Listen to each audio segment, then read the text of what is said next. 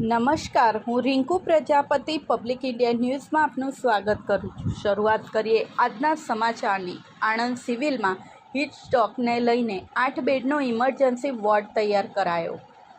આણંદ જિલ્લામાં orange alert વચ્ચે ગુરુવારે મહત્તમ તાપમાનનો પારો 44 ડિગ્રી સેલ્સિયસે પહોંચ્યો હતો।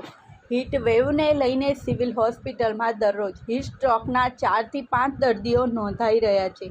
ઓરેન્જ એલર્ટને લઈ સિવિલ હોસ્પિટલ ખાતે 8 બેડનો ઇમરજન્સી વોર્ડ તૈયાર કરાયો છે।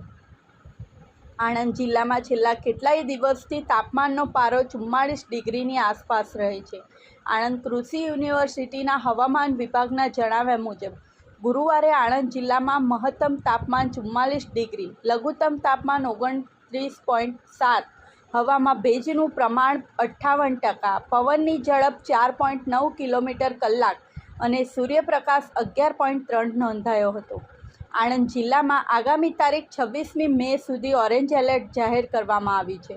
ત્યારે આણંદ જનરલ હોસ્પિટલના આરએમઓ ડૉક્ટર સુધીર પંચાલે જણાવ્યું હતું કે સિવિલ હોસ્પિટલમાં રોજના હીટ સ્ટ્રોકના 4 થી 5 દર્દીઓ નોંધાઈ રહ્યા છે।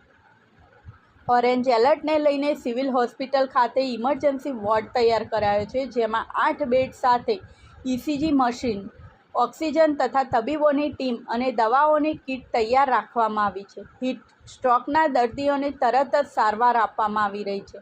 ફૂંકાતા સૂકા ગરમ પવનોને કારણે ગરમીનું જોર વધ્યું છે, જેથી સામાન્ય તાપમાન 2 થી 3 ડિગ્રી જેટલું વધુ રહે છે, જેને લઈને મોડી રાત સુધી અસહ્ય ગરમી અનુભવાઈ રહી છે।